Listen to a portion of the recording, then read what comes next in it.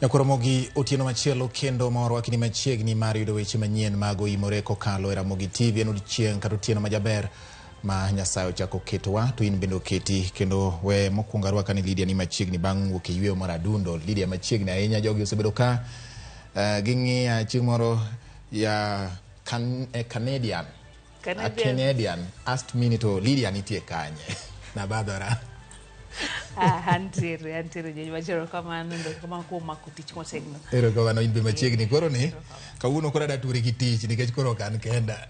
Tich kaliech. Machiegni. Ero kamano. Ramogi baraka kanyisi no en thuolo mar wako Lydia bang'u kiweyo moro madundo koro wan kode ka kendo wan kamondo wakelni weche manyien mag OIMORE kokalo Ramogi TV. Koro mga jong ne ntiere mbaka mar koth mapek mar El Nino. Wachore ni chal ka gimodhi bare George Bati.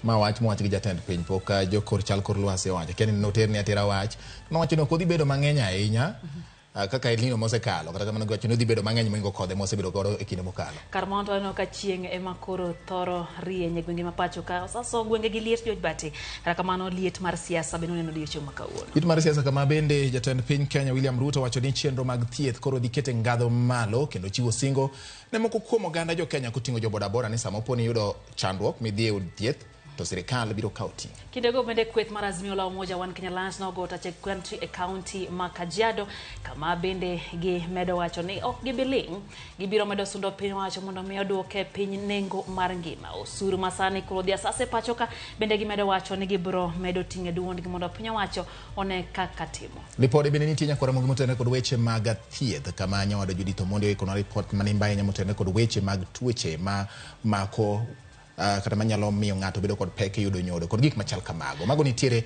e yo modhiambo makawuono ka bende nyaka mago mag tuke nyakoro mga jwang waiko ni mane chenro ni to mokwongo mana kaka pile wachok gi mago momiyo pek ile El Nino haitakuweko. Wamesema kutakuwa tuna mvua kubwa lakini haitafika pale ya kuharibu. Jatend piny Kenya William Ruto koni kod El Nino manyocha kor chalo ma ok dhi chwe e rang'ino. Nataka kutangaza hakuna uchaguzi utafanyika tarehe 9. Yiero mag jotend UDA kor gwenge dwe mar 12 higani kidek bare bang' moko kuom jokanyo e tend UDA onyiso to ewi ikruok moseketi. Koro gibet gi rem ahinya kinde mag dwe, jok moko nigi remo mang'eny.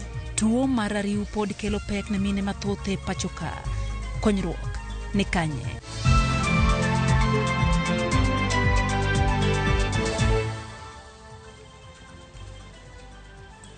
Machiegni nyakora Ramogi koro nyalo bedo thuolo mar ndiko no namba 360 nono mano namba marwa mar ote machuok kata bende nyalo limo e mbui Facebook Ramogi TV Kenya, YouTube kachel kod Twitter kata X handle @Ramogi TV KE. Parni ma thuolo mari ma bende koro nyalo miyo wapachi kotendore kod weche manyien mawano. Jaloko maro iluongo ni Elizabeth Otieno, an nyinga George Bati.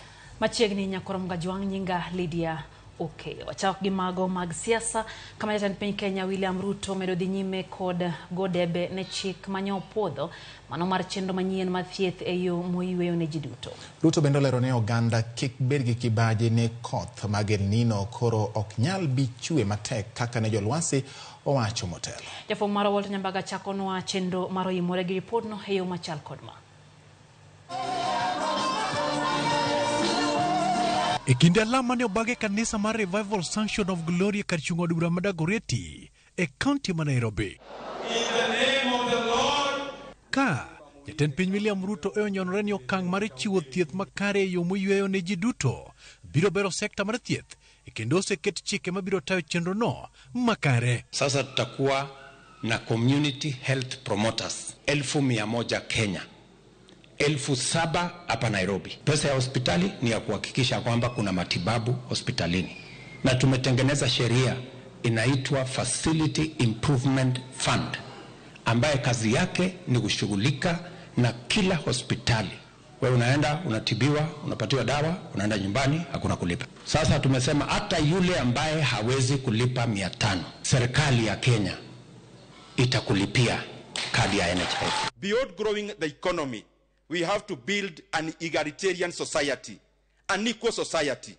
And that is why you are investing money in the healthcare, because these are shared services. Ruto koni sirikande rango kendo menyo ngoke manyalo biro timo mibadhi kod omenda mag japiny ahinya to sama jo Kenya ng'uro osuru mathoth mipode osach jotich mag sirikal to kod ji giwegi. Na nimeambia wale wadosi wamezoea kuiba pesa ya umma watapatana na mimi. Na nimewaambia waziwazi mapema mchana. Si ndio? Hatuwezi kubali pesa ya wananchi wanatoa ya ushuru kwa jasho. Alafu mtu anaenda pale kwa sababu wako na ofisi fulani, anaenda kukula hiyo pesa anapeleka kwa bibi yake. Bana. Wewe peleka pesa yako kwa bibi yako, wachana na pesa ya Wakenya. These are people who struggle to pay bills. People who pay out of pocket and they are impoverished. They sell their land because of the whole health problem. Luoro makoth mapek mag El Nino, Jatend piny William Ruto kone jo Kenya ni kik bed kod luoro moro amora nimar onge koth malich mabiro chwe matek kaka yandi okor kod jokor lwasi. Ile El Nino haitakuweko, wamesema kutakuwa tu na mvua kubwa lakini haitafika pale ya kuharibu. Na hiyo mvua nyingi ambayo tutapata pia tumejipanga katika hii short rains. Tumepanga pia wakulima watuzalishie chakula tena so that we have another harvest by January or February. Jatend piny bende oyudo thuolo mar loso kod jodak madagoreti kod Kawangware kama ne osingo fungo pek mag ngima. Na ninataka niwahakikishie Wakenya ya kwamba hatutaenda tena mahali pale ati unga inakuja shilingi 230. Sasa tumeweka mpango ya kamili tuhakikishe ya kwamba tunazalisha chakula, tunawasaidia wakulima, tuzalishe chakula, tuondoe njaa katika taifa letu la Kenya. Wewe ukiwa mtu wa bodaboda upate ajali, hiyo ni emergency, ukienda hospitali unatibiwa, unaenda nyumbani, rais mwenyewe na serikali wanakulipia bill. Walter Nyambaga, Ramogi TV, Nairobi. Wasudo nyakwara mogi podwane mago motende kod weche ma owachi gi jotelo ma omako lemo madito e pacho kaka jalup jatend piny Rigathi Gachagua odok ne sirikand Kenya Kwanza wi hola ma ikawe pinje maoko kolero ni omenda go itiyo godo e konyo jo Kenya.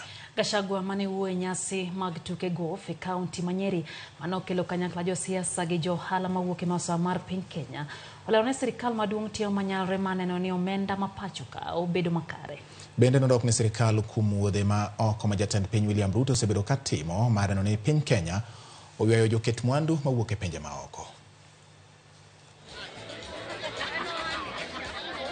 We are trying to look for cheap financing from our bilateral partners, China, the US and others. And we already have got a good agreement with the IMF and World Bank. Much as you are paying taxes, those taxes must be used for the purpose for which they have been collected. We had borrowed $2 billion, the Eurobond. That debt was not clearly thought out. Because as we speak, that debt earns between 16 to 17%. If you do your mathematics, you can see that it is almost impossible. What happens that we are collecting 2.2 trillion per year, paying the public debt and paying salaries wipes out the whole amount. We are left without any money for development. What does that mean? The only way to do development is either to borrow or to collect more taxes. We cannot subsidize fuel because that money must come from somebody. And that money would have to come from the taxpayer. Kapod wang'iyo mago mag siasa nyakwara Mgajuang jatend kweth mar Azimio la Umoja One Kenya Lansha la Molodinga osingo ni ok obiling e kinde ma oganda jo Kenya kadho e midhiero mar pek mar ngima kosingo medo chwalo duonde e wi ochumi ma pacho ka masani medo mana kethore nyaka chieng' piny owacho winj duond oganda jo Kenya. Raila nowuoyo e kaunti ma Kajiado kama noyuoro e nyasi mar lamo kama bende nomedo e seyo piny owacho kuom muko ute jodak ma Machakos ahinya to e kinde ma piny oridore ne oganda jo Kenya. Ne en nyasi mar lamo mano kelo kanyakla joyie moya e kuonde lamo bura lamo mano obagi e kaunti ma Kajiado. Kweth mar Azimio la Umoja One Kenya Alliance no yore lamo no kotelnegi gi ogai margi Raila Molodinga. Raila osingo medo sundo piny owacho mondo mi oduokie piny owacho kosuru makoro medore pacho ka kosingo ni ok obilingang nyaka piny owacho winj duond oganda jo Kenya. Wakenya wanalia kila mahali sababu ushuru inapandishwa kila siku. Juzi unasikia tunazindua ile mpango ya matibabu, alafu hiyo sasa tena vile vile inaleta ushuru wengine. Baba, naomba kuhakikishia kwamba sisi tutasimama na wewe, na ukichoka tunakushikilia mikono ili uendelee, kwa sababu we never let you go. Tutasimama na wewe baba. Kweth marazimio bende oseopinyo wacho kuom okang' mar muko ute jodak ma Machakos anyate kinde ma piny tekni kagi wacho ni mae en ataro mar tim mowinjo tim gi jotelo masiko yore kinde lamo nigi lemo. Mahospitali dispensary bomolewa, makanisa zinabomolewa, nyumba ya Mungu. Na wewe ulisema wewe ni mtu wa Mungu. Kila Jumapili nakwenda kupiga siasa kwa kanisa. Mtu wa Mungu. Not everybody who said Lord, Lord, Lord. Sio kila mtu anasema Bwana Bwana atapata urithi wa mbinguni, ila yule anapenda matendo ya Mungu. Kwa maana Machakos kuna watoto wanalala nje, kuna watoto hawajui watafanyia mtihani wapi, maana mashule yamebomolewa, manyumba yamebomolewa, makanisa wachungaji yamebomolewa makanisa. Na mimi naomba Mungu wa mbinguni ajitetee, maana yeye ni mkuu wa majeshi. Odinga oseopinyo wacho kuom donjore od bura kowacho ni paro mag chik tinde ok chiw thuolo mar goyo mbaka kaka chik ma pacho ka dwaro to ikadho gi mana kaka giae kar jot ma jatend piny Kenya. Muswada inatoka kule Ikulu inakuja kwa bunge inapitishwa ndani ya saa moja peke yake. Unaambiwa ya kwamba hakuna saa ya kuongea. Tulipokuwa kwa bunge, wakati bunge ilikuwa bunge, bill ikiletwa kwa bunge inaweza kuchukua hata wiki moja mzima, bill moja. Dakika 5 ukianza kusimama kuongea namna hii, baada ya dakika 3 taya kwanza imeanza kutoka. Dakika 5 imekuwa nyekundu, kaa chini. Bende owacho ni kata mana doho ma pacho ka sani onge kod duol ka piny owacho donjore gi buche miyalo e dohogo. Mahakama sasa wanapewa hii petition namna hiyo, wanapitisha tu. Kama hii kesi ya Mavoko, Kalonzo ameenda kule mbele ya mahakama, wanakataa hiyo tu namna hiyo. Gikone tokoro mane en jakoma mar ODM e kaunti ma Kisumu Yecho Lweny owuok kayanga kendo kwedo weche matude kod bede lemono mar jakom ODM ma owacho ni ne oseriembe. Yecho mosingo medo siko wiye sirikand Kenya Kwanza ma en tirego kod geno ne losiromo e kanisa mar nomiya kaka jotelo mag Kenya Kwanza kama ne giromie kotene kanyo gi jatend migawo ma tudruok Eliud Owalo ne gichopo nyasi mar yango riwruog saga mar Amerika ka jafwamb marwa James Okoth lorno koya e kaunti ma Kisumu. Ne en alam makende mar rowere mag kanis nomiya e kaunti ma Kisumu. Alam mane okelo kanyakla jotije piny owacho mamalo kotelnegi gi jatend migawo mar tudruok Eliud Owalo kod moko kuom jotend siasa manie kweth jo Kenya Kwanza. Kanisa mar nomiya ne yango chenro mar yawo riwruok mar saga kata sako mar rowere kaka achiel kuom yore mag jiwo yuto kod dongruok margi. Kaweche siasa bende ok ne odong' chien e kinde mane en jakom mar ODM Kisumu Yecho Lweny ne okawo kindeno mar siayo joma ludhe e weche ODM kolero ni ODM no riembe e burano higa mokalo tarik 19 dwe mar 10. Let us put the record straight. And former jakom mar ODM. Omiyo kik ng'ato wachi na Yecho jakom mar ODM odhi ka uda. An abedo partyless on 19th October 2022. Koro miyo jok maketa social media na Yecho jakom kene jakom odhi oyo no go like moriemba e party on 19th October 2022. E twak mare, jatend migawo mar weche tudruok Eliud Owalo nolero moko kuom chenro mag dongruok ma piny owacho medo chwalo kaluo. Omiyo sako en gima ber nikech uriworu kaka oganda, ubiro wuotho mabor kuloso dongruoku, uloko ngimau, ukelo pogruok e odu, ipuonjo nyithindi kendo iloso go gigi. Ome empowerment program ma wawuoye kani mine yeu kaugi. Let us work with this government. There is going to be no other government here in between as we wait for the next elections. We have to work with the government under the leadership of President Ruto because he's a father figure to the nation. You saw the number of development projects he commissioned when he was here, and he is going to come back again and again and again. Jotelogo bende no singo siro chenro dongruok mag kanisni mapacho ka kendo jiwo rowere kod mine mondo odonje chenro dongruok mag piny owacho.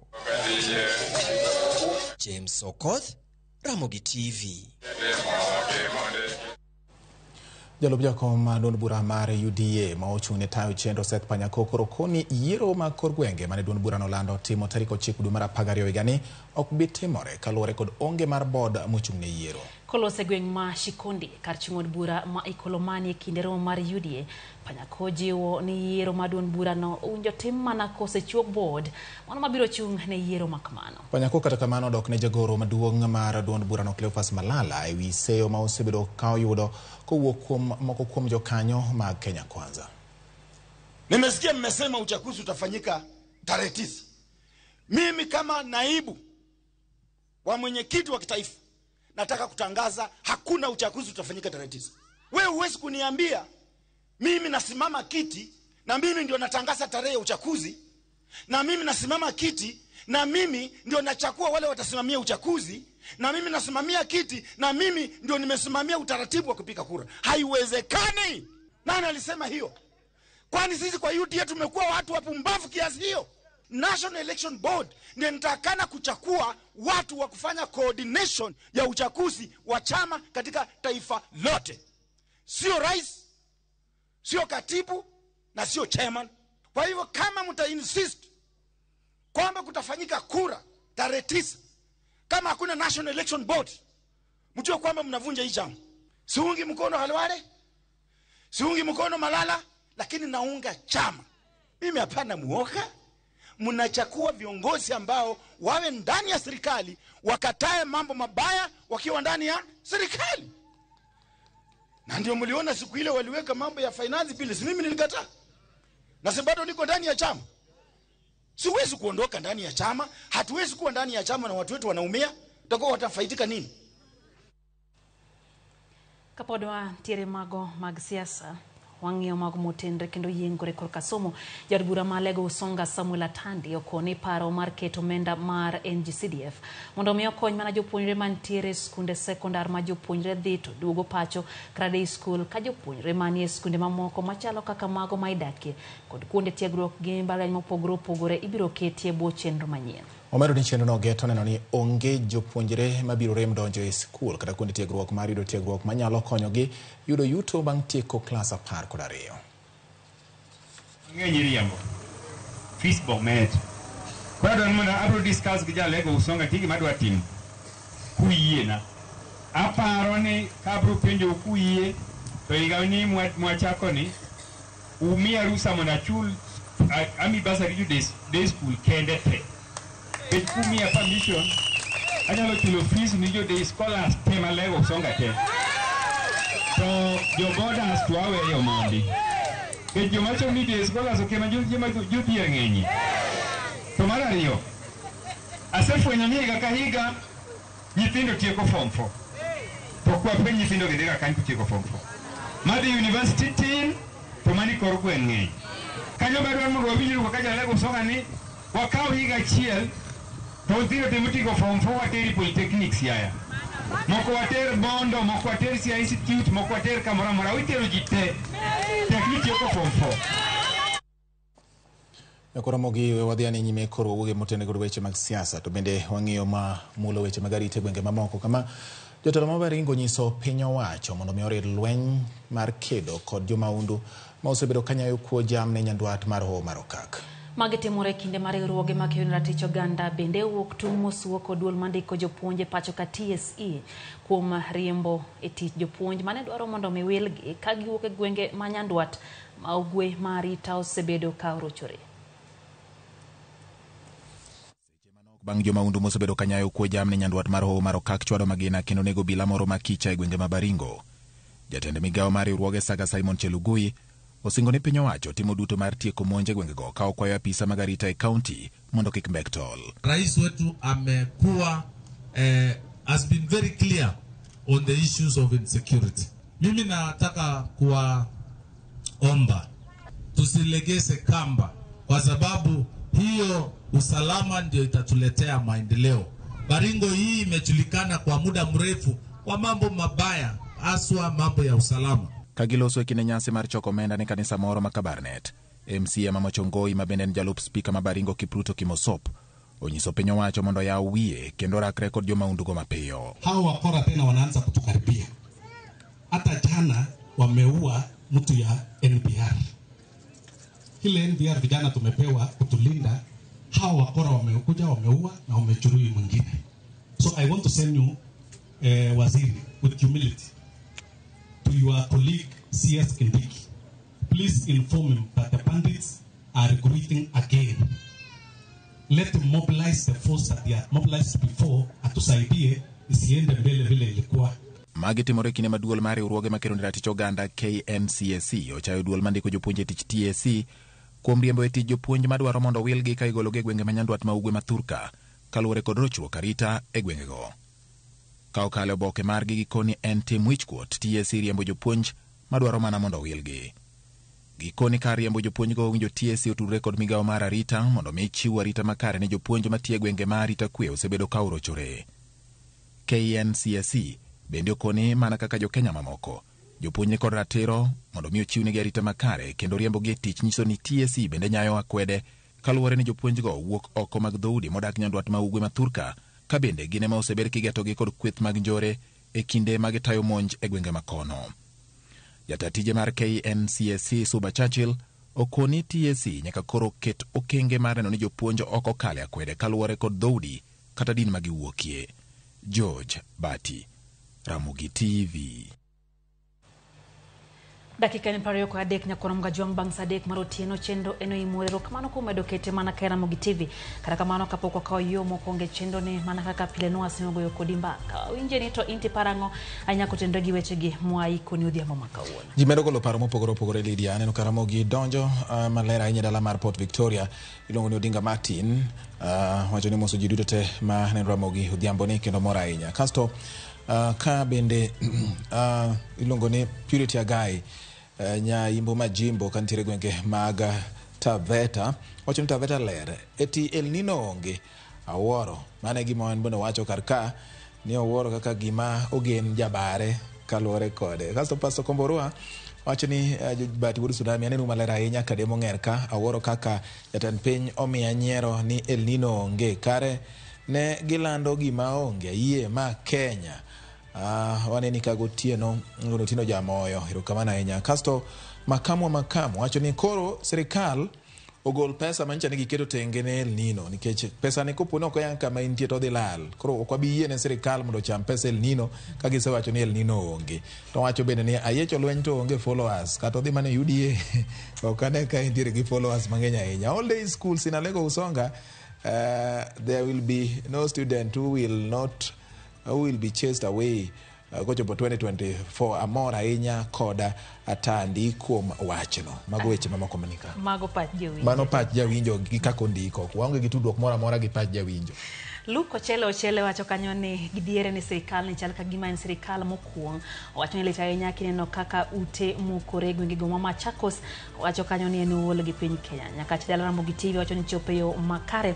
Bruno Francis wacho ni ndori Ramogi TV leri ahinya kendo wacho kanyo ni Ruto ngi ane weche mag thieth waola ahinya gi weche mag thieth bende sani koro nengo gini malo. Pastor George mar Rodi Jesus Fellowship wacho kanyo ni kanyo gi Madam Vida mar Rodi Primary School kaeto gi Jesse gi Nadia gi kete mana kai kada bana no kanyo japuonj maduong' mar Rodi Primary School kod Junior Schools mano kanyo luongo ni Mr. Omolo Seko wacho ni en bende George Bati osachekin kendo wacho ni mana kaka pile wacho ni kaka en jatelo no kochekin to jorodi te nyithi Rodi te masomo kanyo osachekin luwo bang' jatelo wara inyagi japuonj Roni Nikodemo ntiere kanyo wacho ni Suna Mukuro Ramogi TV chope yo makare kaeto Banado Pole bende ntiere kodwa e chenro neno Kennedy Ochieng wacho kanyo ni Amos ne jangolo ni haya jangolo koso jangolo jangolo kato wacho ni seche mana onge aduoga yudo ka El Nino lokore El Jua.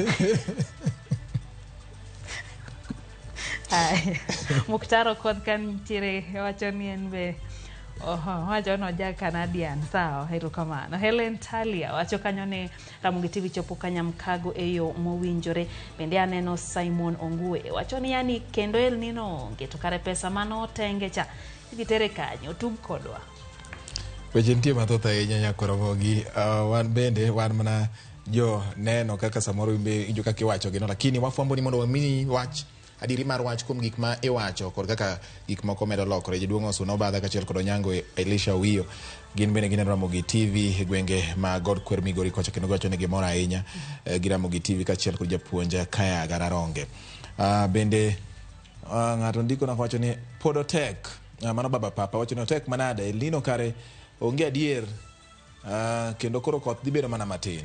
Kata kamano winjo wanyisgi ni pod warito report moya ir jogo makoro chal mar kolwasi kijatan piny Kenya osenyisa kaka ne gisekuodho ne kata kamano wapodo bro winjo mathoth. Pastor Juma Rundo wacho ni kaumos akawos Lydia wadhi ani yue matin wach mar El Nino ni anno kobugo ganda mathoth kata kamano wang'eyo ni samoro nyalo bedo mang'eny moingo kodhe moseneno donge El Jua ko en El Jua giwilore koth wilore gi chieng' Nyakwaramogi anowada mana kaka piny en wadhi yue to ka waduogo pod wan gi mamoko mathoth e weche manyien mag OIMORE omiyo med mana keto Ramogi TV kik idhi wabor.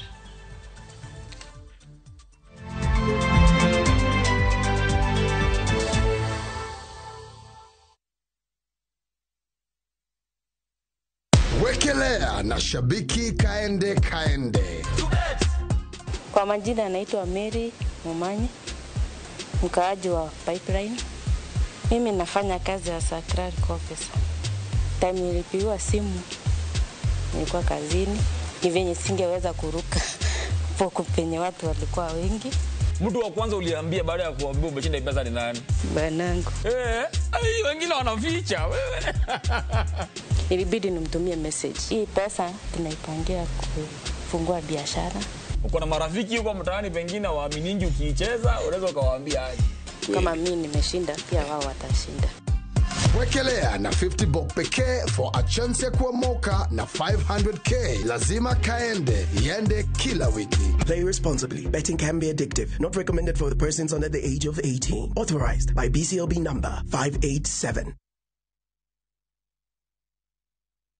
View Travel presents Hidden Gems and Well-Hidden Treasures. 3 days, Mombasa, Diani or Malindi from 13,999. 3 days, Masai Mara or Amboseli from 14,500. 3 days, Savo or Samburu from 23,000. 2 days, Mount Kenya, Naivasha or Nakuru from 3,900. 5 days, Dubai or Zanzibar from 640 USD. 5 days from 1,050 USD. 5 days, Egypt, Thailand or Turkey from 1,150 USD.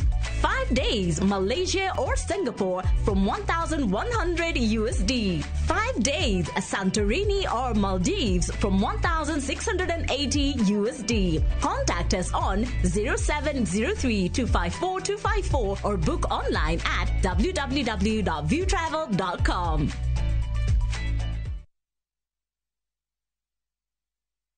Anyasaye wonte kowa ye ikele gweth kuomwa ratiro bedno kumba kendo jarit mondo ahere ng'ato gi ng'ato wabed gi kwe kod loch wamor gi mwandu mathoth e alworawa. Dial *811*908# to get Luo National Anthem. Female genital fistula FGF en tuo ma ikelo kod muoch moremo kuom kinde malach ahinya to kokao okang' mapiyo mar manyo thieth. Ma nyalo kelo mol mar oko matin gi maduong' ma ok chung'. Kik ibed gi luoro. Fistula inyalo geng' kendo nyalo thiedhore. Mondo mi otiek magi duto, Royal Media Services, Homa Bay County Department of Public Health and Medical Services, M-Pesa Foundation kachiel kod Flying Doctors Society of Africa sani kwayo mine ma odak kod tuo mar fistula mondo wuog oko ne thieth manono mar fistula mabiro timore tarik 20 dwe mar 10 higa mar 2023 nyaka tarik 26 dwe mar 10 higa mar 2023 e Homa Bay County Teaching and Referral Hospital. Kanyakla waduog kuru nyadhi gi geno ne mine ma odak kod fistula. Setting up a fundraiser is now just a click away. Visit www.saidika.co.ke and start your fundraising journey today. Medical emergencies, funerals, weddings, supporting your church, school, or corporate needs, Saidika makes fundraising much easier. Once you visit www.saidika.co.ke, select Start a Fundraiser and watch your cause come to life. Share your fundraiser with friends and the global community for seamless support. Donate and receive funds easily through mobile money, debit, or credit cards. Dial *802# or visit www.saidika.co.ke and be the change today. Saidika, connecting hearts, changing lives. Together, we make a difference.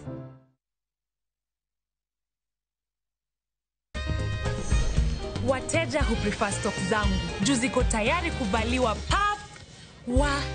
lakini vile hii ekonomi imetufinya, ilinibidi kubadilisha sabuni nikatumia ingine rahisi. Ilibidi nioshe kila kitu mara 2. Sikuwa na otherwise, nikarudia Ariel. Mi hupata clean and fresh results kwa mwosho mmoja tu. Ariel ndio siri yangu. Sasa story yangu iko popular sana. Ariel, usafi bora kwa mwosho mmoja tu.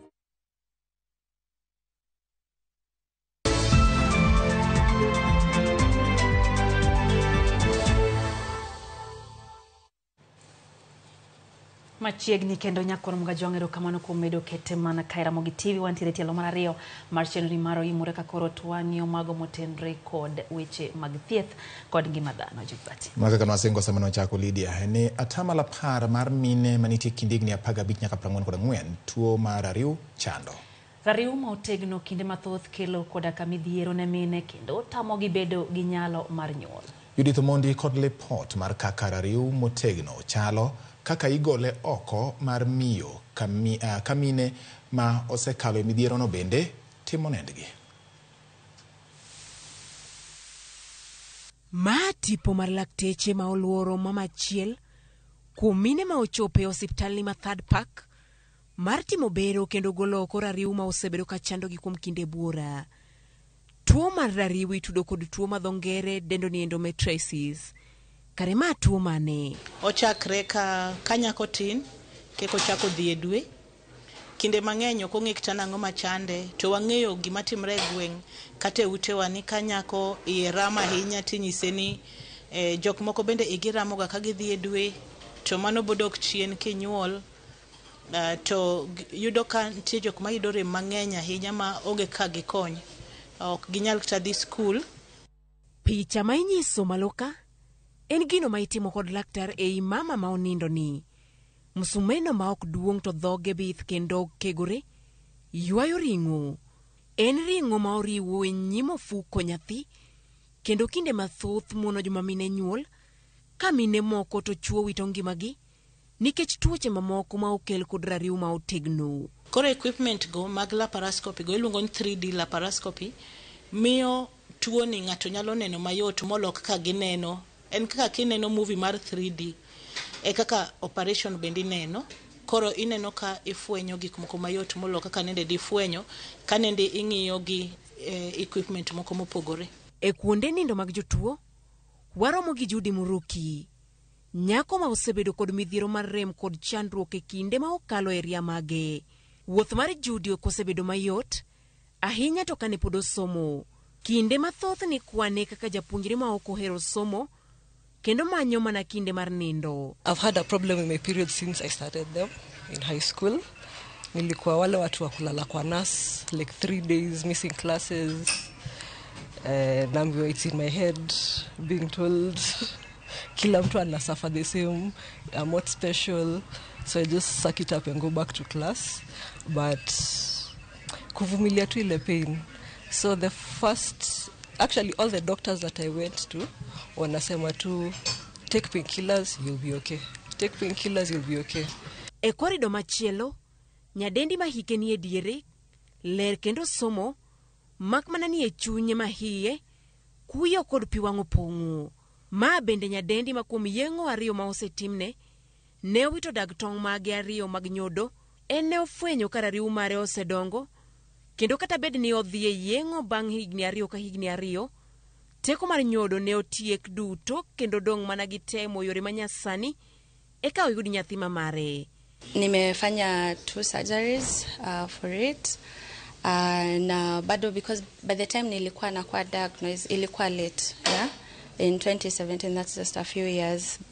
Ilikuwa late na hiyo time walikuwa wanazieka in different like levels.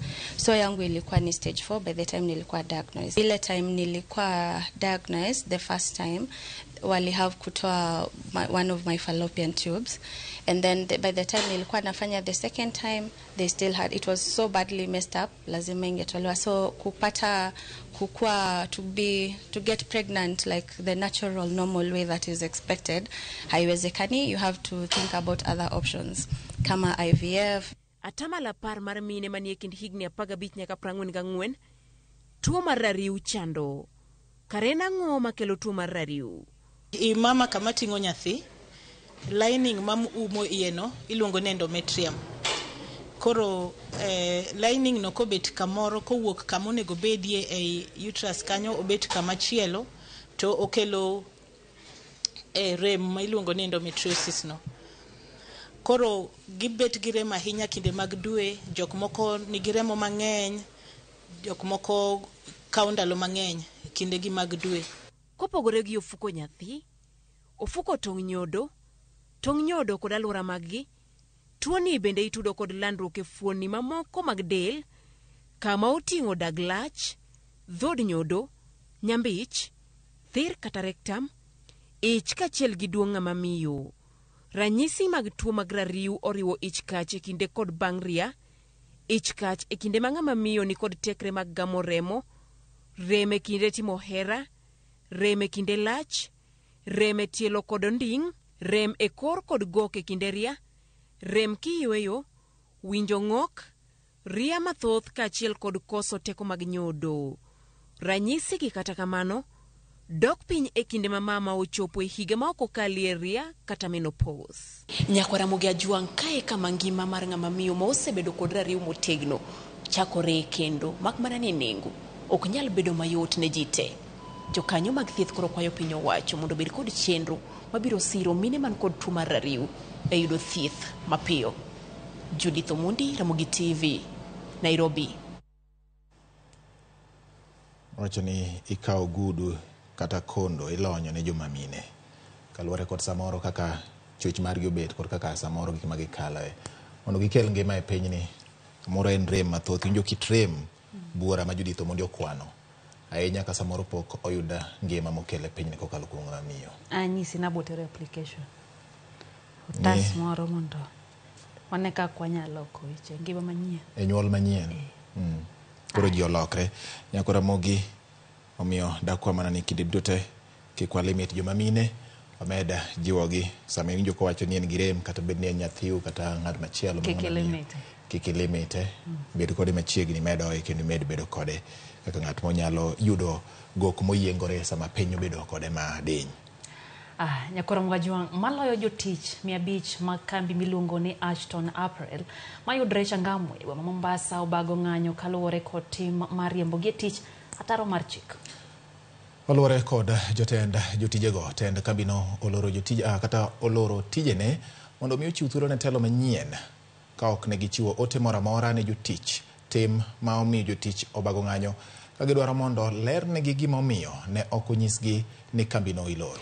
Gidwaro mondo mi piny owacho kod riwruok makelo jotich kotu okaw okang' kapok telo masani mar kambino owuok e pacho ka. Gikoni gin kod luoro ni ginyalo wito omenda maggi ka telo machielo obiro kawo ting' mar kambino. Nyanyasika, wamama hawatateseka, watu wote watafanya kazi wakiwa na amani. Lakini sasa hii watu wako wanateseka. Watu wako leo tumekuja kwa kampuni, tunakutana na notice, tunaambiwa until further notice, na hatujui iko vipi. Walituwekea memo wakatuambia kwamba wameuza kampuni.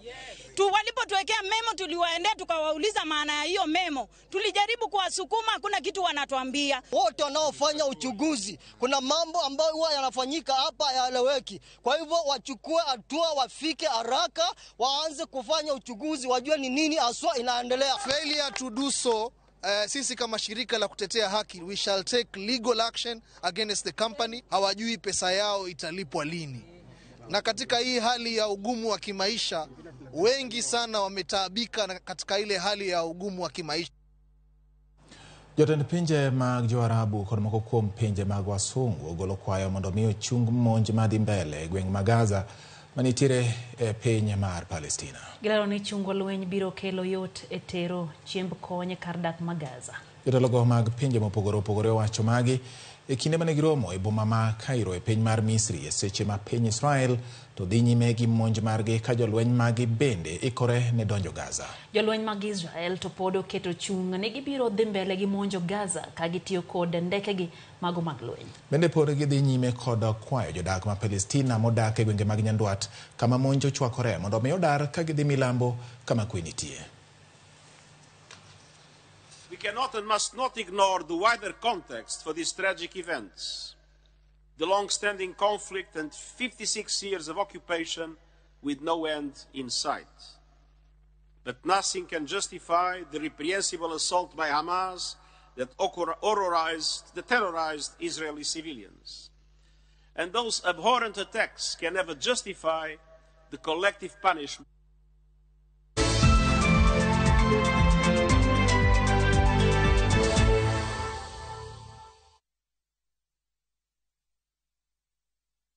Ageno ni ano kawiro makeup mang'enya hinya. Angadio ni nitiere nyako kae momori ahinya. Introducing Kundali Bagia in Luo. This is a story of two sisters who lost their father, and in their quest to find their mother in another town, they find love.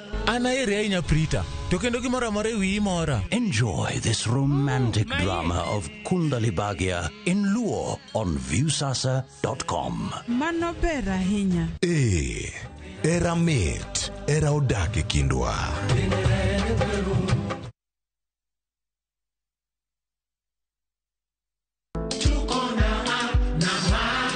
Get ready to celebrate. Citizen Digital turns 2, and it's all thanks to you, Kenya. Your stories, your trust, your engagement, it's what makes us the #1 news and digital app in the country. From breaking news to Wananchi reporting, exclusive videos to playlists that get you grooving, and podcasts that keep you informed. It's all here for you. Join us in the celebration, Kenya. Because with you, Citizen Digital is more than just a platform, it's a community. Citizen Digital, 2 years of trust, 2 years of truth. Here's to many more. Stay tuned for special surprises and more as we celebrate you, our incredible audience. Citizen Digital, celebrating 2 years of trust and truth. Kenya's #1 news app, Citizen Digital.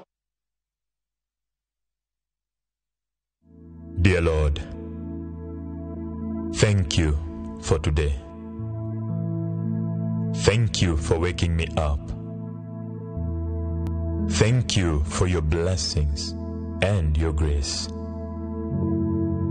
Thank you for being with me on the highest mountain and in the lowest valley. Help me to love you more and trust you. Dial *811 *380# to get Thank You, Lord.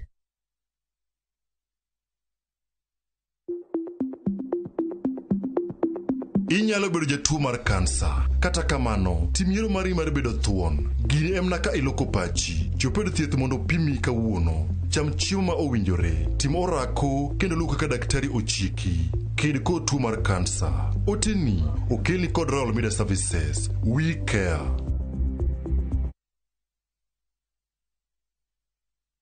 Masaya Akiba ni sasa. Save using your Equity mobile app or Equity online. Save for your short-term goals or long-term goals. Be it school fees or to start a biashara, to buy a house or a car, save for a plot or equipment, or even a wedding or a vacation.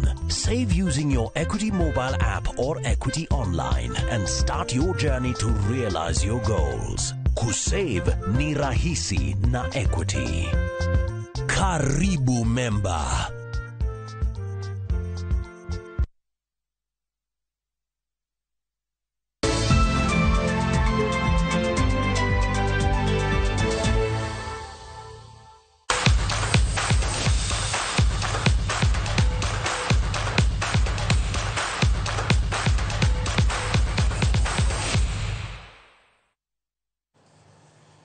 Machini nyakoro Ramogi bangu kiweno koro wadonje weche mag tuke kama gol mar jatugo Benson Omalo konyo klab mar Gor Mahia loyo klab mar Tusker FC e alap ma Kasarani tuke mag adhula maduong' ma pachoka. Benson Omalo manyaka sani nitiere kod gonde auchiel lig maduong' noyudo gol no makende dakika mar 20 kendo konyo Gor Mahia yudo points 3 maketo gi thuolo mar 2 to klab mar Posta Rangers. E tuke mamoko mabende nobagi e peyo mopogore klab mar Bandari noloyo klab mar Kakamega Homeboys. Kakamega Homeboys noloyo Nzoia gol 1-0 ka Bandari noloyo Ingwe AFC Leopards gol 1-0.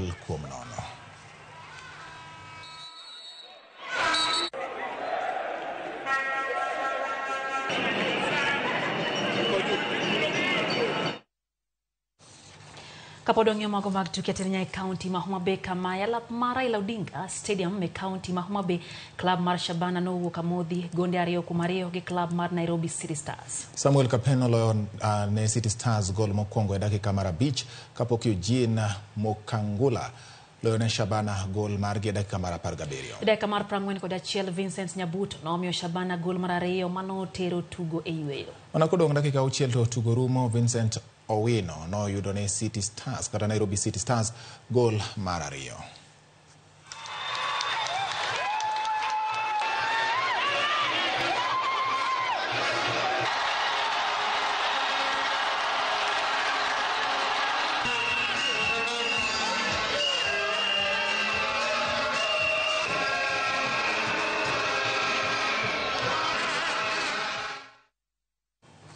Team mar Afrika ma Milambo biro rakore kod New Zealand e final mag tuke mag rugby pinje duto ma ibiro bagi alap ma Stade de France e piny mar France. Opija choma mar jatugo Henry Pollard e dakika mogik nomiyo Afrika Milambo loch mar points 16